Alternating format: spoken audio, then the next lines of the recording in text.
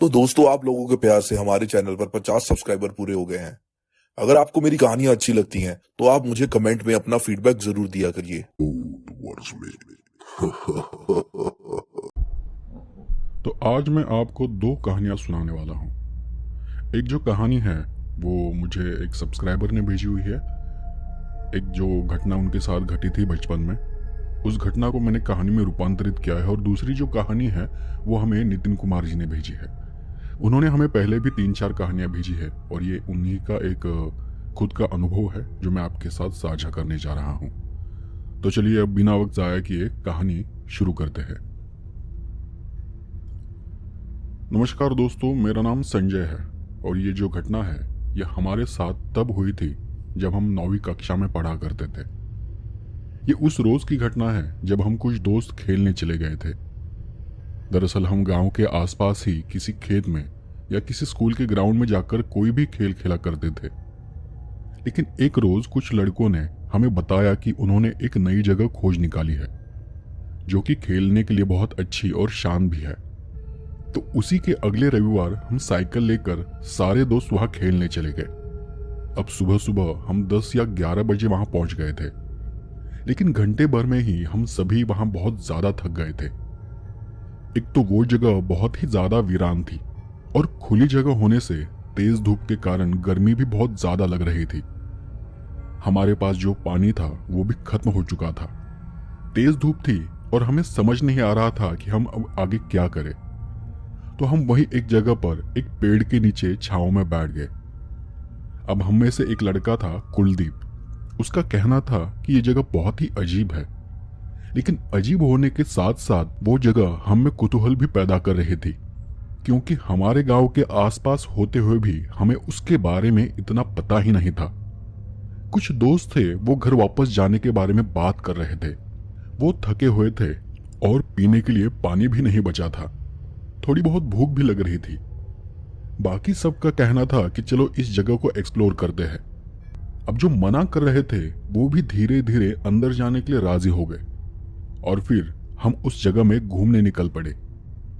वहां से आगे कुछ एक जंगल जैसा क्षेत्र था जो कि हरा भरा था और दिखने में अच्छा लग रहा था। सोचा कि शायद हमें वहां कोई नदी या कोई जंगली फल वगैरह खाने को मिल जाएंगे, और ऐसे कर हम और अंदर जाते चले गए। काफी देर तक इधर उधर घूमने के बाद हम एक और सुनसान जगह पर पहुंचे। वो जगह भी बहुत ही खुली और सुनसान थी। वहां पर पेड़ बहुत कम थे और जो भी थे वो बहुत ही छोटे थे। वहीं पर आगे एक पुराना टूटा फूटा मकान भी था। हमने देखा कि वहां मकान के इर्द गिर्द काफी सारे पत्थर रखे थे, छोटे बड़े हर आकार के। इसलिए हमने साइकिल वहीं पीछे पेड़ों के पास छोड़ दी और चलकर ही यहां वहां टहलने लगे। पत्थरों का आकार एक समान था, मतलब सभी गोल तो नहीं थे लेकिन एक ही आकार के थे। तभी हम में से किसी ने कहा, यह तो बहुत ही अजीब जगह है। मतलब इतने सारे पत्थर यहां किसने रखे होंगे? देखकर तो लगता है कि काफी साल हो गए हैं यहां कोई नहीं आया होगा। पता नहीं कौन रहा होगा यहां। तो हमें जो एक समझदार लड़का था कुलदीप, जो कि हमसे थोड़ा बड़ा भी था, उसने आसपास देखकर कहा, मुझे तो ये कोई कब्रिस्तान लगता है, चलो यहां से वापस चलते हैं। अब हम सब में एक लड़का और था जो कि बहुत ही नालायक और शरारती था। उसका नाम कपिल था और वो कुछ भी करता था। जब हम उन पत्थरों के बारे में और उस जगह के बारे में बात कर रहे थे, तब कपिल ने वहां के पत्थरों को उठाकर यहां वहां फेंकना शुरू कर दिया। अगर कोई पत्थर उठाया नहीं जाता तो उस पर वो पैर रखता, किसी के ऊपर जाकर खड़ा हो जाता। अब हमने उसे रोकना चाहा, तब वो एक पत्थर के सामने बैठ गया और कहने लगा, देखो अभी मैं भूत को जगाता हूं। हम सब उसकी उस हरकत को देखकर हैरान रह गए थे, पर वो कहाँ सुनने वाला था। वो वही एक पत्थर के सामने बैठकर कुछ अजीब सा बड़बड़ाने लगा कि भूत जाग जा, मुझे अपना रूप दिखा, ऐसा कुछ अजीब सा। अब उसकी ऐसी हरकतों के कारण हमने उसकी तरफ ध्यान देना ही छोड़ दिया और हम वहां से आगे चले गए। अब हम सब के मन में उस टूटे पुराने मकान को देखने का कुतूहल था। सभी तो नहीं थे, जो कुछ डर रहे थे वो पीछे ही रुक गए थे। हम कुछ 3-4 ही दोस्त थे जो कि मकान के पास चले गए। वो बहुत ही छोटा और साधारण सा मकान था, मतलब कोई ज्यादा बड़ा नहीं था, पर काफी पुराना और टूटी फूटी हालत में था। दीवारें काली पड़ी हुई थी, छत पर जो लकड़ियां थी वो भी खोखली हो गई थी। आधी छत टूटकर नीचे झुकी और अंदर की तरफ गिरी हुई थी, और उस घर की दीवारों पर हर जगह से बेलें उगी थी जिन्होंने उस घर को घेर रखा था। जब हम उस मकान को देख रहे थे तब हम देखते देखते पीछे की ओर चले गए। हम जैसे ही पीछे पहुंचे, वहां जो कुछ हमने देखा वो देख हम और भी ज्यादा चौंक गए।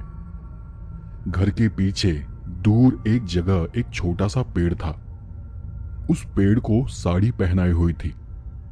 पेड़ के ऊपर किसी औरत के लंबे बाल रखे थे, और उसी के आसपास वो सब सामान था जो कि एक औरत पहनती है, कंगन, झुमके, सिंदूर वगैरह।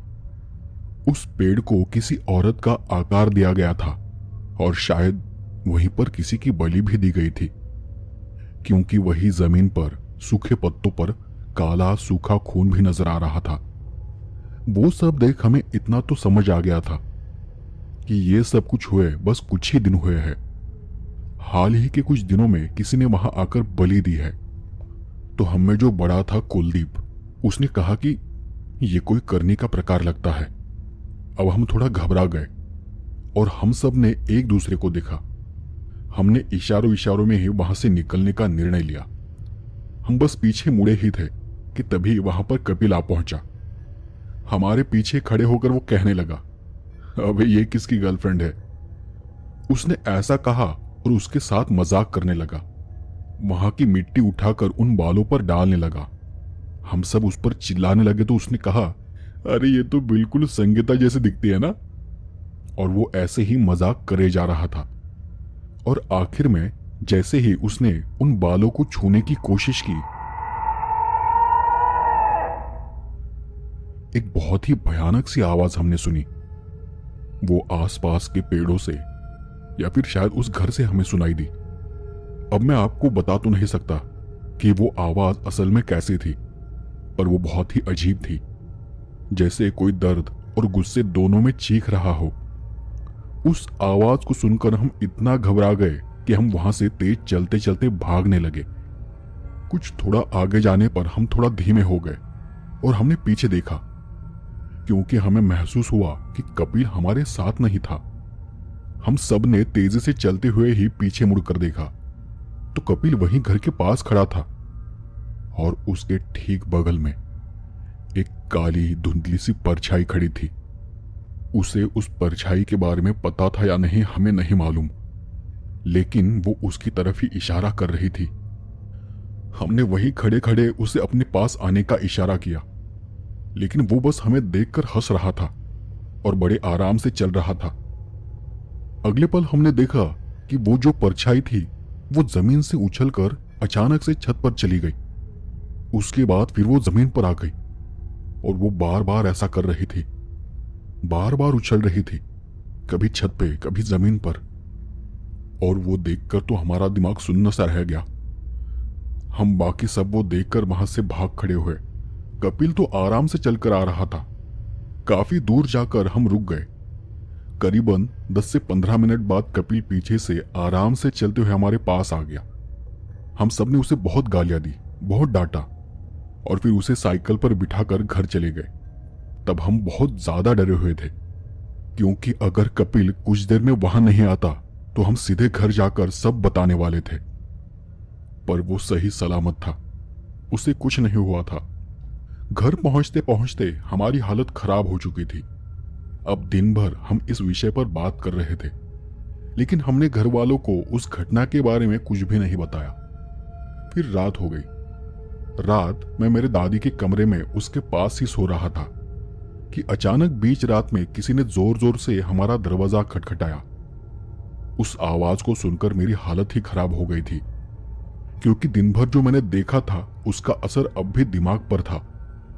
लेकिन दादी और मां दोनों गुस्सा हो गए थे। माँ ने गुस्से में ही दरवाजा खोला और देखा कि दरवाजे पर कपिल की माँ आई हुई थी। दरवाजा खोलते ही उन्होंने मेरे बारे में पूछा। उनकी वो आवाज सुनकर मैं खुद ही बाहर चला गया। वो तो बहुत गुस्से में थी और गुस्से में ही मुझसे पूछने लगी कि तुम सब लोग कहाँ गए थे, क्या करने गए थे। मैं समझ गया कि कुछ तो गड़बड़ हुई है, पर अगर मैं उन्हें सब कुछ बताता कि हम दिन भर में कहाँ गए थे तो शायद मुझे भी बहुत मार पड़ती। इसलिए मैंने उनसे तब झूठ कहा कि हम वही स्कूल के ग्राउंड में हमेशा की तरह खेल रहे थे। कपिल की माँ ने थोड़ा घबराई हुई आवाज में ही मेरी माँ से कहा, कपिल एकदम से बीमार पड़ गया है, उसकी हालत बहुत ही खराब है। वो अभी कुछ देर पहले अचानक से जाग गया और चिल्लाने लगा। कुछ पूछो तो बस रोता रहता है। कहता है कि उसे कुछ दिखाई दे रहा है, कभी घर के बाहर, कभी खिड़की में, तो कभी घर के किसी कोने में। कभी कभी तो वो उसके पास बैठ जाता है और वो जो कुछ है वो उससे कहता है कि वो उसे लेने आया है और अपने साथ लेकर ही जाएगा। वो कौन है ऐसा पूछा तो कहने लगा कि वो बहुत ही भयानक है, बहुत काला है और उसकी आंखें बस मुझे घूर रही है। कपिल की मां की रोने की आवाज सुनकर आस पड़ोस के लोग भी जाग गए थे।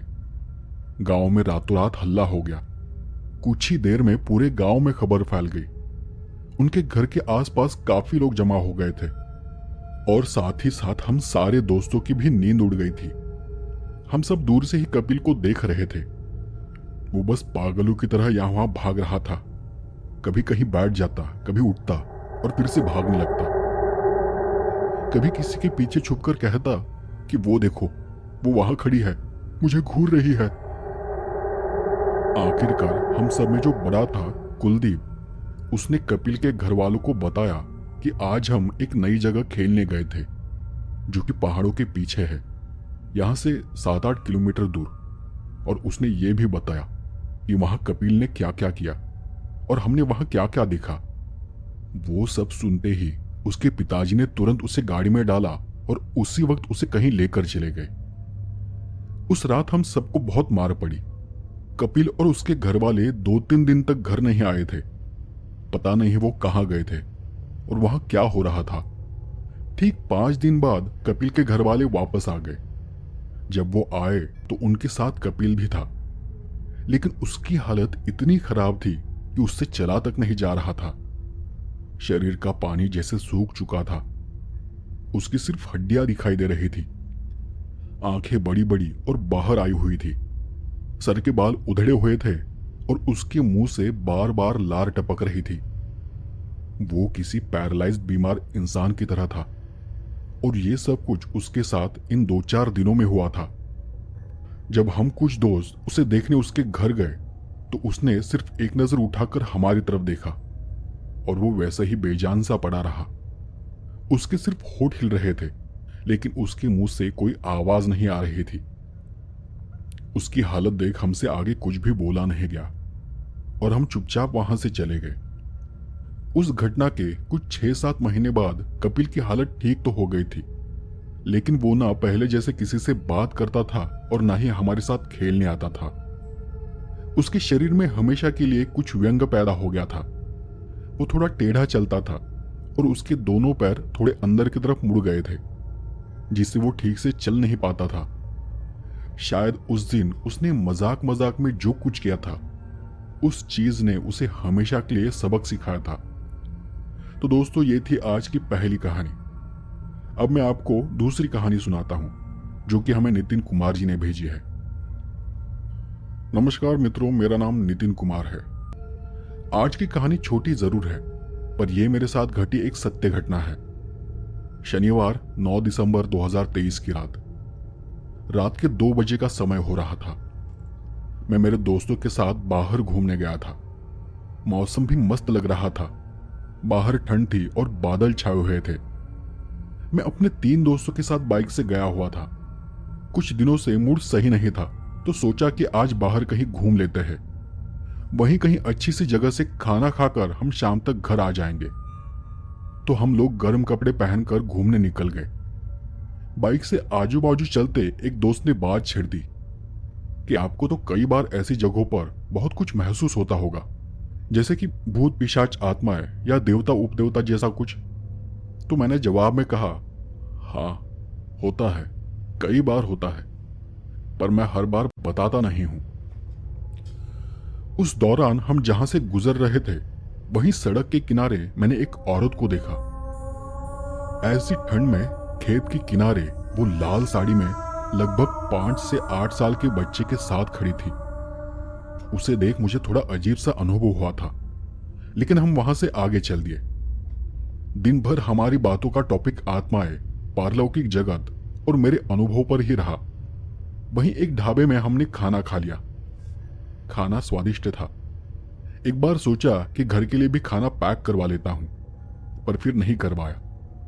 मैं अक्सर खाना लेकर घूमना अवॉइड करता हूं, क्योंकि कई बार इससे सुनसान रास्तों पर जाने अनजाने में अतृप्त आत्माएं पीछे पड़ जाती है। अब सूरज ढल चुका था। हम 2 बाइक से 4 लोग घूमने निकले थे। मौसम की वजह से रास्ते सुनसान थे। कोहरा सा छाया हुआ था। जहां से हम गुजर रहे थे वो रास्ता भी सुनसान था। मैदानी इलाका था। दूर दूर तक खेत थे। पास ही एक रेलवे क्रॉसिंग भी था। मेरे एक दोस्त ने मुझे कहा, भाई थोड़ा सा रुकते हैं, मुझे बहुत ठंड लग रही है। तो मैं कान बांध लेता हूं। असल में ठंड बहुत तेज थी, तो हम सब ने वहीं पर गाड़ियां रोकी और गर्म कपड़ों को व्यवस्थित करने लगे। और उस वक्त मैंने रास्ते के किनारे फिर उसी औरत को देखा जो एक छोटे से लड़के के साथ खड़ी थी। वो वही थी।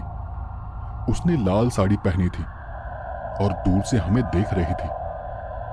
इतनी तेज ठंड में वो दोनों एकदम नॉर्मल कपड़ों में खड़े थे और बिना हिले डुले किसी मूर्ति के समान खड़े थे।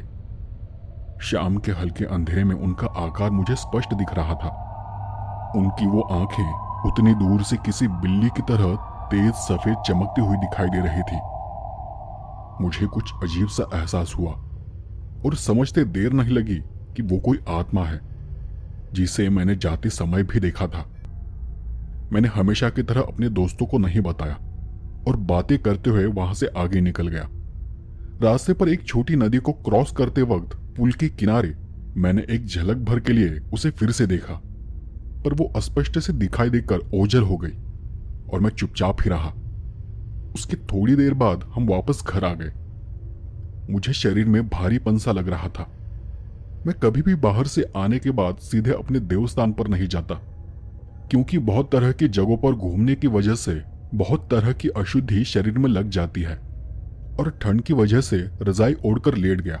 सोचा कुछ देर में शरीर गर्म हो जाएगा तो फिर मैं हाथ पांव धोकर देवस्थान पर चला जाऊंगा और अभी अभी जो देखा है उस विषय में कुछ उपचार कर लूंगा। मैं वहीं पड़े पड़े कुछ देर फोन चलाने लगा ताकि मैं उस बात को अपने दिमाग से निकाल दूं, वो जो कुछ मैंने देखा था, जो कुछ मैंने महसूस किया था। पर थोड़ी देर में ही मेरी पलकें भारी होने लगी, तो मैंने कपड़े बदले और कमरे का दरवाजा थोड़ा सा बंद करके अपने कमरे की लाल रंग की धीमी लाइट को ऑन करके सोने की कोशिश करने लगा।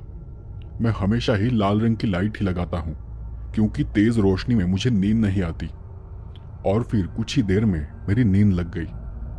पर अभी कुछ देर पहले जो मैंने देखा था वो बहुत ही डरावना अनुभव था। मैं सर से पैर तक रजाई ओढ़कर सोया हुआ था कि किसी आदमी की फुसफुसाहट से मेरी नींद टूट गई।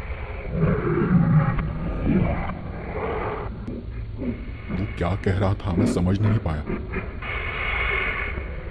पर वो फुसफुसाहट लगातार चल रही थी।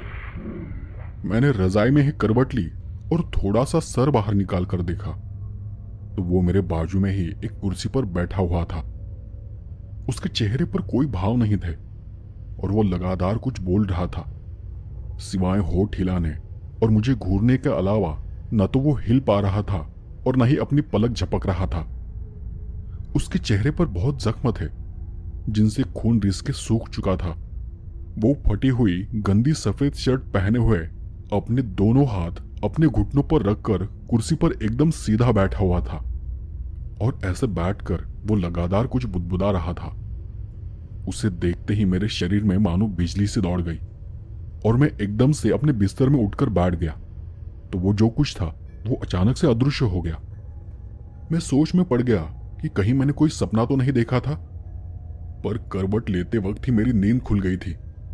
फिर भी इस एहसास को अपने पर हावी न करते हुए सोचा कि ये एक बुरा सपना था। आज जो कुछ मैंने देखा है शायद वो मेरे दिमाग में बैठ गया है, और ऐसा सोचकर मैं फिर से रजाई ओढ़कर दूसरी ओर करवट लेकर लेट गया। पर ये मेरी भूल थी। रजाई ओढ़ते ही मुझे अब किसी छोटे लड़के और किसी औरत के बुदबुदाने की और हंसने की हल्की हल्की आवाज आने लगी। लेटे लेटे ही मैंने सर ऊपर की तरफ किया तो वो बिल्कुल मेरे सर के तरफ पलंग के थोड़ा पास खड़ी थी।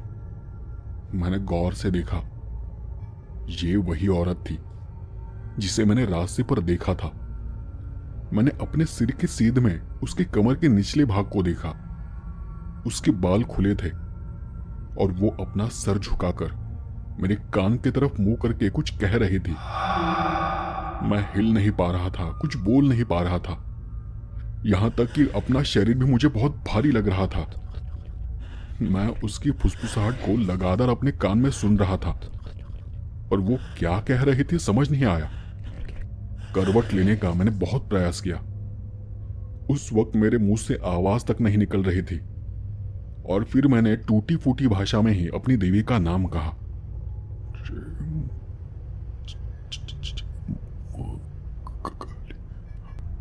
जय मां काली।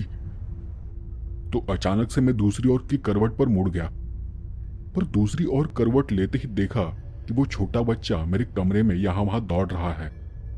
मैं फिर एकदम स्तंभित सा हो गया। मेरे हाथ पांव भारी होने लगे थे। सांस लेने में बहुत ताकत लगानी पड़ रही थी। न मैं कुछ बोल पा रहा था न कुछ कर पा रहा था। बहुत ताकत लगाकर मैं अपने बिस्तर पर ही पेट के बल घुमा और अपने घुटनों को मोड़कर हाथों के सहारे उठने की कोशिश करने लगा। मैंने देखा कि वो दोनों अब कमरे से गायब हो गए थे, पर मैं अब भी हिल नहीं पा रहा था। और उसी समय एक काली सी परछाई को मैंने जमीन पर रेंगते हुए देखा।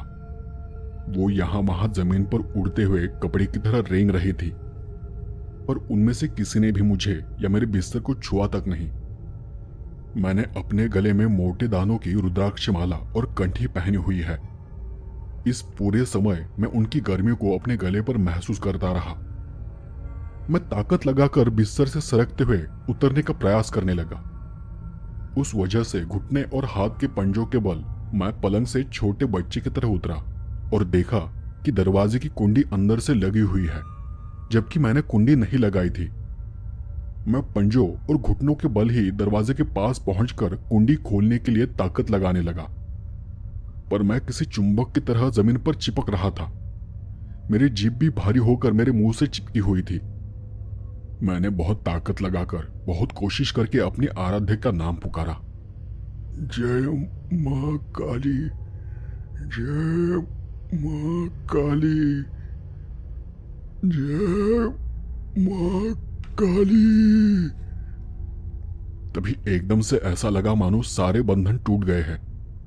मैं उस जगह पर ही उठ खड़ा हुआ, दरवाजा खोलकर घर के हॉल के रूम में चला गया। गहरी गहरी सांसें लेने लगा। देखा तो सभी अपने अपने कमरों में आराम से सो रहे थे। किचन में जाकर पानी पिया और चुपके से बिना शोर किए चाबी लेकर बाहर जाकर मंदिर का दरवाजा खोला। वहां जाकर सबसे पहले मैंने देवी के दर्शन किए और उन्हें प्रणाम कर मैं कुछ देर वहीं बैठा रहा। एक माला मंत्र की फेरी और फिर अपने कमरे में और घर में अभिमंत्रित जल का छिड़काव किया। और ये सब कुछ होने के बाद मैं अपने रूम में आकर यह अनुभव लिख रहा हूं।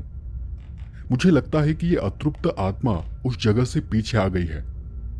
शायद उन्हें किसी तरह की तृप्ति या अपनी मुक्ति की तलाश हो। अक्सर जानकार या साधकों के साथ ऐसी घटनाएं होती रहती है जिसमें वो ये समझ नहीं पाते कि उन पर किसी आत्मा का हमला हुआ है या वो उनसे कुछ कहना चाहती है। अब मेरे लिए सवाल था कि वो उतनी दूर से मेरे पीछे क्यों आई थी। खैर, मेरे लिए ये नई बात तो नहीं है, क्योंकि छोटी उम्र से ही मुझे ऐसे अनुभव अक्सर होते रहे हैं। आज मैंने जिन्हें देखा उन्होंने मुझ पर हमला तो नहीं किया, और वो जो अनुभव करवाया वो किसी हमले से कम नहीं था। तो दोस्तों, ये थी आज की दोनों कहानियां।